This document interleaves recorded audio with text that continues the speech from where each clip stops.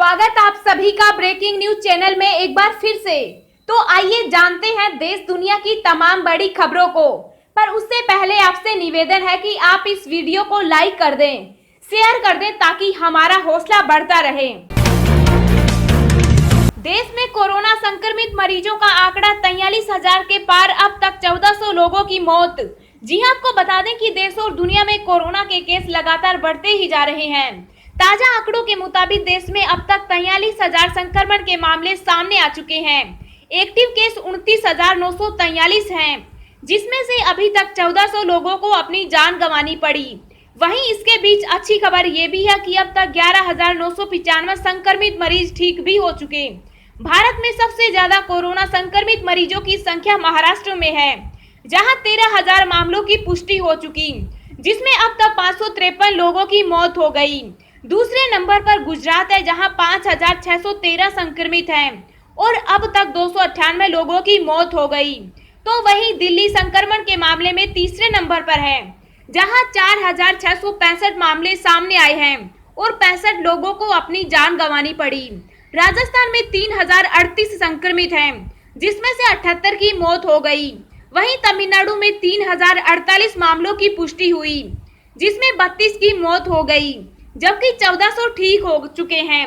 दुनिया भर में कोरोना वायरस की वजह से कुल 2,55,000 लोगों की जान जा चुकी है, जबकि वायरस से संक्रमित लोगों की संख्या 35,14,000 हो गई।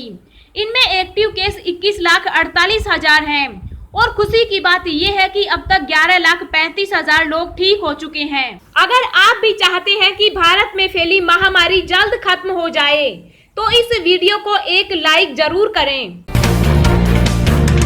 4 मई से बदलेगा बैंक से पैसे निकालने का नियम। खाते का नंबर देखकर मिलेगी अनुमति, अपना बैंक अकाउंट नंबर चेक करें। जी हां, आपको बता दें कि सोमवार से बैंकों से पैसे निकालने का नियम बदलने जा रहा है। लॉकडाउन के चलते यह अहम बदलाव किया गया है। इसके चलते अब आप तभी पैसा निकाल सकेंगे जब आपके बैंक खाते के नंबर का आखिरी अंक अनुमति प्राप्त तारीख से मेल खाता है, अन्यथा आप पैसे नहीं निकाल सकेंगे। इंडियन बैंक एसोसिएशन ने लॉकडाउन के दौरान बैंकों से पैसे निकालने के लिए नए नियम बनाए हैं। एसोसिएशन ने सभी बैंक ग्राहकों से अनुरोध किया है कि वे अधिक संख्या में एक साथ बैंक ना पहुंचे। एसोसिएशन की पूरी कोशिश है कि ग्राहक कम से कम संख्या में बैंक तक जाएं और उनके सारे काम इलेक्ट्रॉनिक ट्रांजैक्शन से पूरे हो।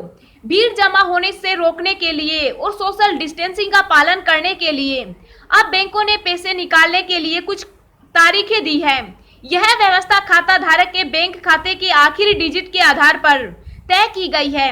इस नए नियम के तहत बैंक खाता धारक अपने खातों के आखिरी अंक के आधार पर तय तारीख पर ही पैसा निकाल सकेंगे।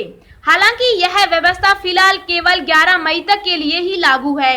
इसके बाद खाता नंबर पर तारीखों व अंकों की पाबंदी हटा ली जाएगी और उसके बाद कोई भी व्यक्ति किसी भी दिन पैसे निकाल सकेगा, यानी इसे बैंकिंग का ऑड इवन सिस्टम कहा जा सकता है। लॉकडाउन में बस ट्रेन से यात्रा की इजाजत किसे, एमएचए की गाइडलाइन जारी। जी हां, आपको बता दें कि केंद्रीय गृह मंत्रालय ने राज्यों में लोगों की आवाजाही को लेकर खास दिशा निर्देश जारी किए हैं। इसमें कहा गया कि प्रदेशों में फंसे लोगों को आने जाने की अनुमति दी गई। इनमें प्रवासी मजदूर, छात्र, तीर्थयात्री और पर्यटक शामिल हैं। यह अनुमति उन लोगों के लिए नहीं है जो अपने घरों में सामान्य जिंदगी जी रहे हैं। अपने कार्यस्थल पर आने जाने की इजाजत इससे इतर है। गृह मंत्रालय ने कहा कि राज्यों में बसों में लोगों को ले जाने या ट्रेन के संचालन की जो इजाजत दी गई है, वह भी फंसे लोगों के लिए है। यह अनुमति उन लोगों के लिए है जो लॉकडाउन की अवधि से पहले अपने स्थान से चल चुके थे, लेकिन पाबंदी लगते ही वे अपने घर तक नहीं पहुंच पाए। ऐसे लोग अब राज्यों के दिशा निर्देश में अपने गंतव्य तक की यात्रा कर चुके हैं। ऐसी कई खबरें आई है जिसमें देखा गया कि लोग दूरदराज के इलाकों में फंसे हैं। वे अपने घरों को नहीं लौट सकते क्योंकि लॉकडाउन की पाबंदियां तो है ही, सवारी के माध्यम भी है। सरकार ने अब ऐसे लोगों को राहत दी है। इसमें वैसे लोग भी शामिल हैं जो एक प्रदेश से दूसरे प्रदेश की ओर निकल पड़े हैं, लेकिन वहां बॉर्डर पार करते ही पुलिस ने उन्हें पकड़ लिया और आइसोलेशन सेंटर में डाल दिया। इन केंद्रों में लोगों को खाने पीने जैसी चीजों का बंदोबस्त है, लेकिन इनकी शिकायत रही है कि लॉकडाउन के कारण वे अपने घरों को नहीं जा सकते। कई राज्यों में ऐसे लोग फंसे हैं जिन्हें इस दिशा निर्देश से फायदा मिलेगा। इससे पहले केंद्रीय गृह मंत्रालय ने सभी प्रदेशों के मुख्य सचिवों और पुलिस महानिदेशकों को पत्र लिखकर निर्देश दिया है कि सुरक्षा के दूसरे स्तर की तैयारी की जाए। मजदूरों से किराया लेने पर भड़के अखिलेश, बोले भाजपा अमीरों के साथ और गरीबों के खिलाफ। जी हां, आपको बता दें कि उत्तर प्रदेश के पूर्व मुख्यमंत्री अखिलेश यादव ने लॉकडाउन में फंसे मजदूरों को ट्रेन से वापस लाने के लिए केंद्र सरकार द्वारा रेल किराया लिए जाने की निंदा की है। पूर्व मुख्यमंत्री ने कहा कि यह बहुत ही शर्मनाक है। इसके अलावा वह कहते हैं कि विपत्ति के समय शोषण करना सूदखोरों का काम होता है, सरकार का नहीं। बता दें कि इसके अलावा पूर्व मुख्यमंत्री ने एक और ट्वीट करके पीएम केयर फंड पर भी सवाल उठाए। उन्होंने कहा कि अब तो आहत भाजपा समर्थक भी यह सोच रहे हैं कि जब समाज के गरीब तबके से भी पैसे लेने थे तो पीएम केयर फंड में भावनात्मक और अपील के माध्यम से डलवाया अरबों खरबों रुपया किस काम का। अब तो आरोग्य सेतु से भी इस फंड में 100 रुपए वसूलने की अपील है। विदेशों में फंसे नागरिकों को वापस लाने के लिए महाअभियान। यूएई में 1,50,000 से ज्यादा भारतीयों ने कराया रजिस्ट्रेशन। जी हां, आपको बता दें कि कोरोना वायरस महामारी के बीच विदेशों में फंसे भारतीयों को वापस लाने के लिए मोदी सरकार महाअभियान की शुरुआत करने जा रही है। इसके लिए भारतीय दूतावासों ने ई रजिस्ट्रेशन की शुरुआत कर दी है।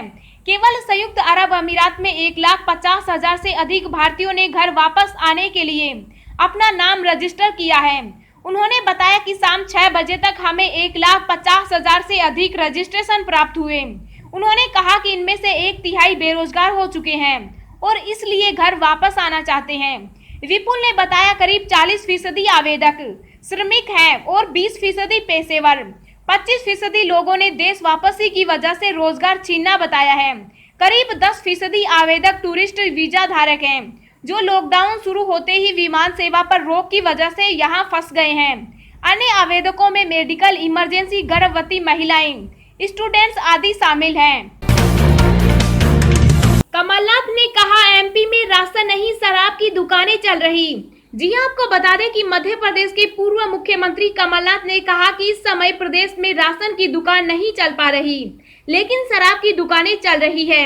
यह बात उन्होंने भोपाल में आयोजित प्रेस वार्ता में कही। उन्होंने कहा कि जनता दोबारा हम पर भरोसा करेगी और हमारी सरकार बनवाएगी। उन्होंने कहा कि मध्य प्रदेश में विधानसभा के 24 सीटों पर चुनाव होना है। चुनाव में कांग्रेस को 20 से 22 सीटें मिलेगी। चुनाव में यह साफ हो जाएगा कि प्रदेश की जनता क्या चाहती है। कांग्रेस के वरिष्ठ नेता दिग्विजय सिंह के संबंधों को लेकर पूछे गए सवाल पर कमलनाथ ने कहा कि उनसे मेरे संबंध पहले जैसे ही हैं। उपचुनाव में हम सब मिलकर विजय हासिल करेंगे। अब हम आपको अगले 24 घंटों के संभावित मौसम पूर्वानुमान के बारे में बता रहे हैं। अगले 24 घंटों के दौरान जम्मू कश्मीर, लद्दाख, हिमाचल प्रदेश और उत्तराखंड में गरज चमक के साथ कई स्थानों पर हल्की से मध्यम बारिश होने के आसार हैं। कुछ स्थानों पर भारी बौछारें गिर सकती है। कहीं कहीं बर्फबारी भी हो सकती है। पंजाब, हरियाणा, दिल्ली और उत्तर प्रदेश, राजस्थान में कुछ स्थानों पर तेज हवाओं और बादलों की गर्जना के साथ बारिश संभव है। 1-2 स्थानों पर ओलावृष्टि होने और तेज हवाएं चलने की आशंका है। पूर्वोत्तर भारत, पश्चिम बंगाल और सिक्किम में तेज प्री मानसून वर्षा जारी रहेगी।